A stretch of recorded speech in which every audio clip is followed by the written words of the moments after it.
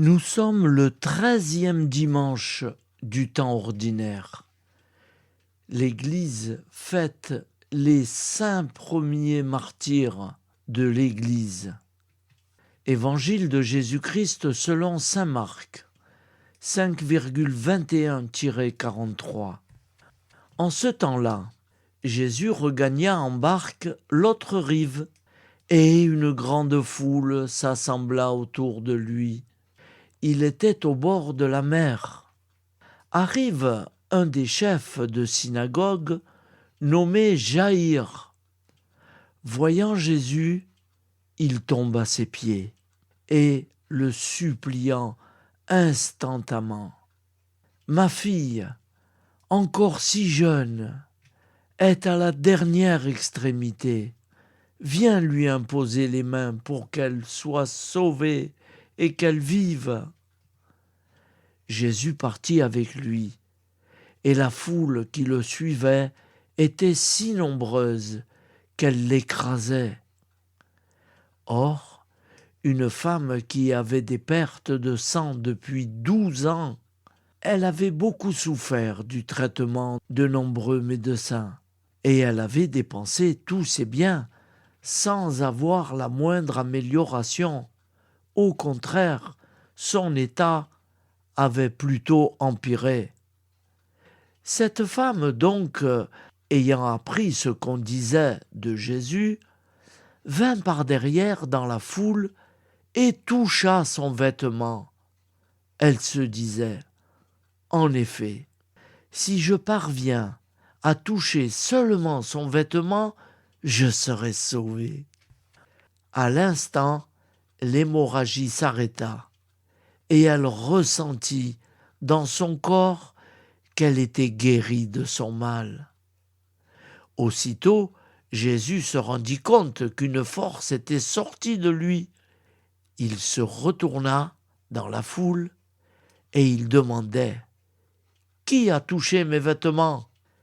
Ses disciples lui répondirent : « Tu vois bien la foule qui t'écrase et tu demandes qui m'a touché ?» Mais lui regardait autour de lui pour voir qui avait fait cela.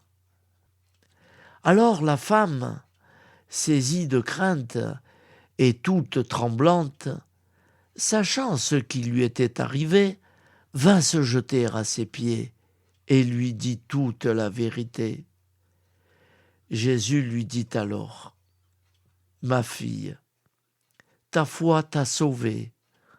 Va en paix et sois guérie de ton mal. » Comme il parlait encore, des gens arrivent de la maison de Jaïr, le chef de synagogue, pour dire à celui-ci : « Ta fille vient de mourir. À quoi bon déranger encore le maître ?» Jésus, surprenant ces mots, dit au chef de synagogue : « Ne crains pas, crois seulement. » Il ne laissa personne l'accompagner, sauf Pierre, Jacques et Jean, le frère de Jacques. Ils arrivent à la maison du chef de synagogue. Jésus, voyant l'agitation et des gens qui pleurent et poussant de grands cris, il entre et leur dit : « Pourquoi cette agitation et ces pleurs ? L'enfant n'est pas morte, elle dort. » Mais on se moquait de lui. Alors il met tout le monde dehors, prend avec lui le père et la mère de l'enfant, et ceux qui étaient avec lui.